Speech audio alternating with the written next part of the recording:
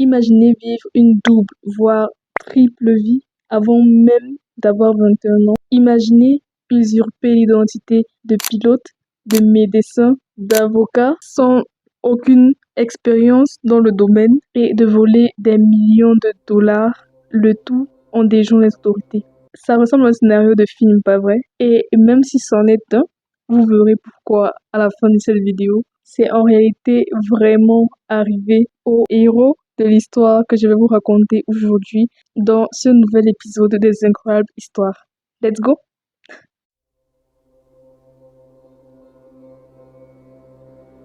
Désolé tout le monde, c'est Ronnie. J'espère que vous allez bien. Je suis vraiment trop contente, comme d'habitude, de vous retrouver pour ce nouvel épisode des incroyables histoires. Et aujourd'hui, j'avais envie de changer un peu. J'avais envie de vous raconter pour la première fois l'histoire d'un antagoniste.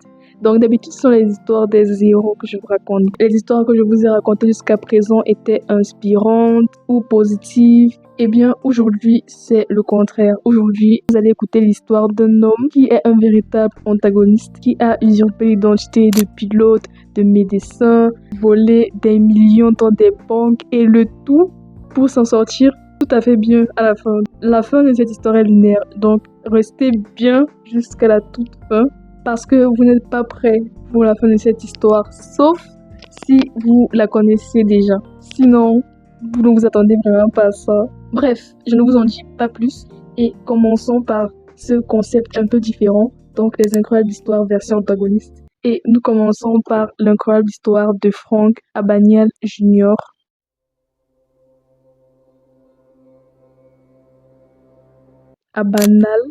Abagnale. Frank William Abagnale, je crois, JR. Donc, je suppose que c'est mis pour Junior. Né le 27 avril 1948 à New York. Il passe les 16 premières années de sa vie dans le quartier du Bronx, où il fréquente à l'Iona Preparatory School, une école secondaire catholique pour garçons. Dès son plus jeune âge, Frank développe un véritable goût pour le risque et l'aventure. Sa mère, Paulette, est une Algérienne américaine et son père, un Italien américain du nom de William Frank Abagnale SR. Donc, je suppose que SR est mis pour senior.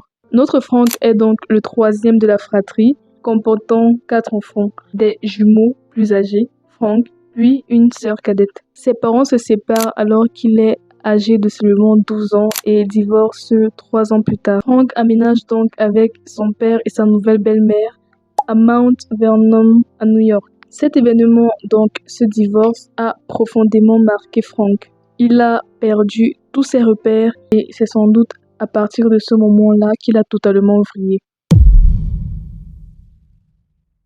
Frank Abagnale commence sa carrière criminelle très jeune et sa première victime n'est autre que son propre père à l'âge de 15 ans. Lorsque William Senior confie à Frank une carte de crédit pour payer ses frais d'essence ou ses petits besoins, Frank, qui avait un énorme talent pour comprendre comment les systèmes de finances fonctionnaient, décide à la place de se faire un peu d'argent.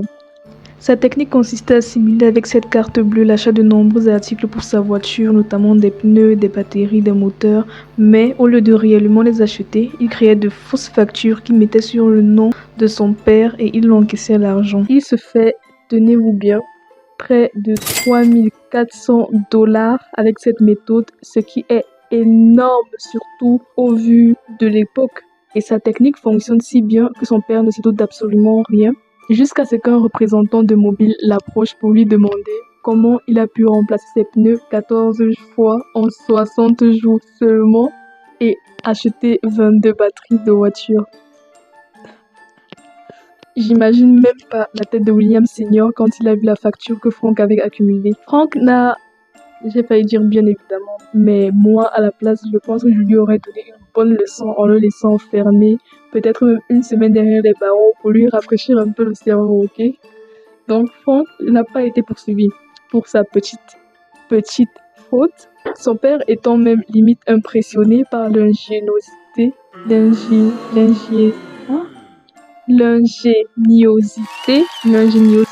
oui, c'est ça. Son père étant limite intéressé. Je pourrais plus parler. Son père étant limite impressionné par l'ingéniosité de son fils. sans se douter une seule seconde de l'étendue des talents frauduleux que son fils allait développer. Donc, nous sommes dans les années 1960 et à cette époque, de nombreuses infrastructures n'étaient pas aussi bien développées niveau sécurité comme elles le sont aujourd'hui par exemple. C'est le cas des banques et Frank, comme je vous l'ai dit, étant un petit génie très doué pour déjouer les systèmes financiers, on a bien profité. Âgé d'environ 16 ans seulement, Frank met en place une méthode révolutionnaire pour dépouiller les banques locales. Son stratagème consistait à flotter des chèques, c'est-à-dire à déposer des chèques dans des banques, puis à retirer les fonds avant que les chèques ne soient déclarés sans provision. Frank exploitait aussi les délais de traitement de chèques entre différentes banques qui prenaient plusieurs jours à l'époque pour faire circuler de faux chèques entre différents comptes bancaires dans divers États. Il a également ouvert des dizaines de comptes bancaires sous différents noms et fausses identités, modifié les numéros de chèques avec des techniques de blanchiment d'encre pour les rendre difficiles à suivre, et voler ou falsifier des chèques pour y retirer d'énormes sommes d'argent en y ajoutant quelques petits zéros. Frank arrivait même à encaisser plusieurs fois le même chèque dans différentes banques. C'était un véritable antagoniste. Imaginez combien il a pu rafler en faisant ça, juste le fait d'ajouter un petit zéro sur un chèque de 10 000 dollars par exemple. Ça fait 100 000 dollars, c'est fou. Et il réussissait ses coups. Il était juste un génie.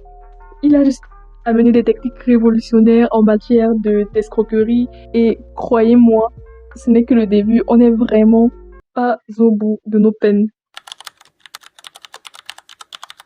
L'une des plus grandes escroqueries de Frank et sûrement la plus célèbre a été lorsqu'il a usurpé l'identité d'un pilote de la compagnie aérienne Pan Am ou la Pan American World Airways à seulement 17 ans et sans aucune formation.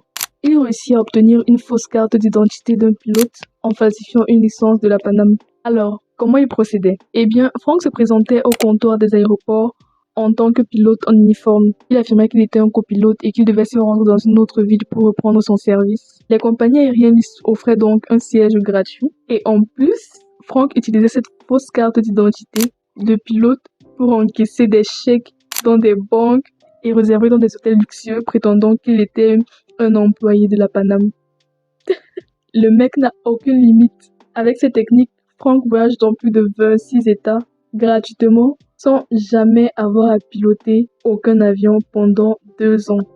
Vous vous demandez sûrement pourquoi ce choix de métier? Eh bien tout simplement parce qu'un jour Frank a vu un pilote entouré d'hôtesses de l'air et ça lui a donné envie. Et sans doute oublié de vous mentionner qu'il était vraiment très attiré par la gente féminine et donc ce métier prestigieux tombait à pic. Selon lui, il aurait gagné des milliers de dollars et voyagé sur plus de 250 vols grâce à cette escroquerie. Évidemment, tout ne se passait pas toujours comme prévu. C'est le cas d'un jour où Frank a dû prendre les commandes d'un avion vu qu'à chaque fois il voyageait en tant que copilote. Mais par chance, il a réussi à s'en sortir parce qu'il a réussi à activer le pilotage automatique et donc durant le vol, il a juste fait semblant de manœuvrer la machine. Mais comme il recevait beaucoup de soupçons après cet incident, il a décidé de raccrocher le chapeau et de changer d'identité. John Miller, un expert en sécurité aérienne, a donné un témoignage expliquant pourquoi Frank a pu réussir à les duper avec ces techniques. Il dit ceci. Le système de sécurité était bien plus laxiste à l'époque. Les compagnies aériennes faisaient confiance à leurs employés et aux uniformes. Frank a simplement profité de cette faille. Aujourd'hui, un tel coup serait impensable. Après s'être lassé d'explorer le ciel, Frank décide d'exercer un métier tout aussi improbable. Roulement de tambour. Frank décide d'être médecin. Maintenant, dites bonjour à Frank William, le nouveau brillant pédiatre de l'hôpital de Géorgie. Je sais pas, j'essaie de comprendre, j'arrive vraiment pas à comprendre, j'ai vraiment pas les mots, on a vraiment pas la même vie quoi. Même s'il n'a encore une fois aucune formation dans le domaine, mais ça, c'est un secret. Frank raconte qu'il a pris ses décisions après avoir faussé des diplômes d'Harvard. Rien que ça. Pendant 11 mois, Frank travaille comme chef de résident et dirige des équipes d'infirmières et d'internes. Heureusement, il n'a jamais eu à pratiquer de chirurgie majeure. Il se débrouillait juste pour éviter toute situation médicale critique et déléguait beaucoup de travail au grand plaisir des internes qui le remerciaient sans cesse de les laisser se comporter enfin comme de vrais médecins. Alors que c'est lui la fraude. Est-ce que vous vous rendez compte? Je sais même pas. C'est juste illogique. C'est juste waouh. J'arrive pas à comprendre comment. J'ai pas les mots. Mais un jour, Franck a bien failli être découvert lorsqu'il faillit laisser un bébé mourir d'asphyxie. En fait, le truc, c'est qu'il n'a pas compris la gravité de la situation lorsqu'une infirmière l'a appelé pour lui présenter le cas d'un bébé bleu. Il a cru le bébé c'était un avatar, quoi. Heureusement pour le bébé, une autre personne beaucoup plus qualifiée est arrivée pour s'occuper du cas. Et après ça, Franck, sentant qu'il était sans doute sur le point d'être mis dans la mouise, déclare avoir une urgence familiale, un décès dans sa famille et quitte son poste. Après avoir été pilote puis médecin, Franck décide de commencer une carrière dans le droit. Il devient donc avocat. À 19 ans, il falsifie encore une fois un diplôme de l'université d'Harvard. Il aime beaucoup cette université décidément. Puis il passe l'examen du barreau et obtient un poste dans le cabinet du procureur général de Louisiane. Le plus fou, c'est qu'il passe légalement et honnêtement les examens. Et après 2 échecs, il finit par réussir l'examen. Ce qui prouve que même s'il est très intelligent, très malin en matière de tromperie, il est également très doué pour retenir et très intelligent simplement quoi. Il a également une capacité à apprendre très rapide. Donc il aurait juste pu faire ses études normalement et obtenir un bon boulot, mais bon. Franck aime l'aventure. Franck ne veut pas être comme tout le monde. Pendant près de 8 mois, il a travaillé comme conseiller juridique. Et ce n'est que quand l'un de ses collègues a commencé à le soupçonner, vu que quand on lui posait peut-être quelques questions par rapport à son poste, par rapport à des affaires, il n'avait pas la réponse, vu que c'est un faux avocat. Donc, comme je disais, c'est après qu'un de ses collègues a commencé à avoir des soupçons et à investiguer sur son passé que Franck a pris peur et a quitté son poste avant d'être démasqué. Mais malgré toutes ces précautions, la carrière d'escroc de Franck Abagnale est sur le point de prendre fin. Malgré toutes ces ruses et ces précautions, la police et le FBI commencent à s'intéresser sérieusement à Franck après que de nombreuses banques aient signalé ses activités frauduleuses. À cause de ses voyages internationaux et de ses multiples identités, il est très difficile à localiser. Il a été poursuivi dans plusieurs pays pour fraude, notamment en France, en Suède et au Royaume-Uni. Et il est finalement arrêté une première fois en France en 1969 lorsqu'il est identifié par une employée d'Air France. Les autorités locales le transfèrent donc vers les États-Unis, mais pendant son transfert, Franck s'évade de l'avion qui était censé le ramener aux États-Unis en passant par les toilettes. Donc il démonte les toilettes de l'avion et il atterrit sur le tarmac avant de s'enfuir. S'ensuit alors plusieurs semaines de cavale où il est finalement arrêté au Brésil par 2 détectives de la police de New York et renvoyé aux USA pour être mis derrière les barreaux. Pas d'évasion cette fois-ci. Petite avance rapide dans le temps. Nous sommes en 1974 et Franck a déjà purgé une peine de 5 ans lorsque le gouvernement fédéral des États-Unis lui propose un marché. Ils veulent que Franck devienne consultant au FBI pour les aider à combattre la fraude, vu que c'est un expert en la matière. C'est juste dingue. Il a juste fait 5 petites années après tous les crimes qu'il a commis et on lui offre une porte de sortie.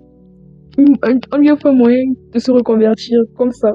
Genre, c'est fou. Évidemment, Franck accepte et pendant plus de 40 ans, il était l'un des plus grands experts en fraude bancaire, utilisant ses compétences en escroquerie pour aider à démanteler des réseaux frauduleux. Abagnale aide aussi à améliorer le système de sécurité des chèques en analysant des failles qu'il avait lui-même exploitées par le passé. Et grâce à ça, le système a été amélioré et a évité de faire face à des fraudes similaires dans le futur. Franck a également contribué à la lutte contre les faux documents, les passeports falsifiés et les vols d'identité, des techniques dont il était quasiment le maître. De plus, notre petit génie a fondé sa propre entreprise de conseil en fraude, Abagnale et Associés, où il a aidé les entreprises et les agences gouvernementales à prévenir les actes de petits malins comme lui. Et cette entreprise marchait tellement bien qu'il a gagné assez d'argent pour rembourser toutes les amendes et dommages et intérêts qu'il a accumulés avec son passé.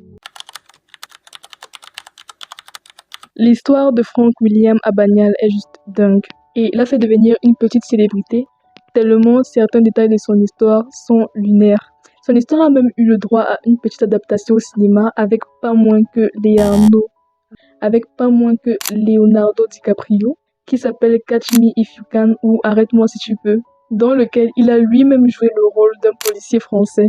Lorsqu'on demande à Franck en interview pourquoi il a fait tout ça, il explique que ce n'était même pas spécialement pour voler de l'argent, mais plutôt pour le défi et l'excitation intellectuelle que cela représentait. Il est devenu un expert dans l'art de l'imposture, non seulement par ses techniques frauduleuses, mais aussi par sa capacité à manipuler les gens grâce à son charme et son intelligence. Et même si quelques personnes doutent de la véracité de son récit, et pensent qu'il a sans doute exagéré quelques détails dans son autobiographie, l'histoire de Franck n'en reste pas moins incroyable à mon avis. Pour moi, la partie même où quand il est jeune, il revend des matériaux de voiture, c'est déjà dingue pour moi. Donc tout le reste, c'est juste lunaire même. Cette histoire est juste folle, même s'il a sans doute peut-être enjolivé les choses par moments. Donc certaines personnes ont investigué, dont un journaliste dont j'ai oublié le nom. Il a appelé pour demander à la Paname si ils avaient vraiment eu un faux pilote. Donc si Franck avait vraiment prétendu être un faux pilote chez eux et la Paname a toujours nié. Bref, il n'a pas trouvé des traces, etc., qui prouvaient la véracité des dires de Franck. Mais Franck, lui, par contre, pour démentir ses propos, il affirme que si ça avait vraiment été le cas, les entreprises n'auraient pas pris la peine de confirmer pour ne pas ruiner leur réputation. Donc, est-ce que c'est vrai, est-ce que c'est faux? On ne sait pas. Mais bon, Franck passe quand même d'un criminel, d'un hors-la-loi à un consultant au FBI qui l'aide à arrêter des gens qui ont fait les mêmes choses que lui par le passé. C'est juste fou, vous ne trouvez pas? On dirait trop un scénario de Blacklist, ça. Enfin, bref. Aujourd'hui, Abanial est millionnaire et continue de conseiller le FBI avec qui il est toujours associé. Il vit à Tulsa avec la femme qu'il a épousée et avec elle, il a eu 3 merveilleux enfants. C'est juste incroyable de constater que Franck a aussi bien tourné finalement. Il a maintenant un travail honnête ainsi qu'une femme et des enfants. Et c'est inespéré lorsqu'on connaît son passé et la tournure qu'il prenait. Durant cette vidéo, j'ai essayé d'être la plus concise possible. Du coup, il y a plein d'escroqueries dont je n'ai pas parlé. Par exemple, la fois où Franck s'est fait passer pour un professeur d'université, un étudiant ou encore un agent de FBI. Je recommande vivement de voir le film. Même si certaines scènes ne sont pas fidèles à la biographie de Franck, ça vous permettra de voir un peu plus en détail les coulisses de cette histoire incroyable. Les gars, c'est la fin de cette vidéo. J'espère qu'elle vous a plu. J'avais vraiment envie d'envoyer ce type de vidéo sur cette chaîne, qui ne sont pas sur des personnes inspirantes qui en ont pavé, mais plutôt sur des criminels qui ont eu un petit parcours incroyable. Donc la version antagoniste des incroyables histoires, quoi. Donc parfois on aura des versions protagonistes qui sont des gens bien, qui ont juste eu une petite malchance dans la vie, mais qui ne se sont pas laissés abattre par cette malchance. Et on aura également des petits antagonistes qui, eux, ont commis les crimes les plus infâmes, mais qui ont eu un background, je sais pas moi, qui ont eu l'évolution de crimes tellement folle qu'on ne peut pas ne pas en parler, vous voyez. Donc, j'espère que vous avez apprécié. Vous pouvez me suggérer en commentaire d'autres incroyables histoires, versions protagonistes ou antagonistes, comme vous voulez, dont vous voudriez que je parle sur cette chaîne. Et n'hésitez pas également à compléter cette histoire si vous connaissiez d'autres détails que je n'ai pas mentionnés en commentaire, faites-le. Ou alors à me corriger si j'ai fait des erreurs sur certains points. Comme d'habitude, je n'ai pas la science infuse et c'est juste le fruit de mes recherches. Donc, il peut y avoir quelques petites erreurs. Je vous laisse en barre de description tous mes réseaux sociaux également. N'hésitez pas à vous abonner, à partager, à commenter, à liker. Si cette vidéo vous a plu, pour soutenir la chaîne, je vous dis à bientôt. On se retrouve très vite pour une prochaine vidéo. Prenez soin de vous, prenez soin de vos proches. C'était Ronnie. Bisous.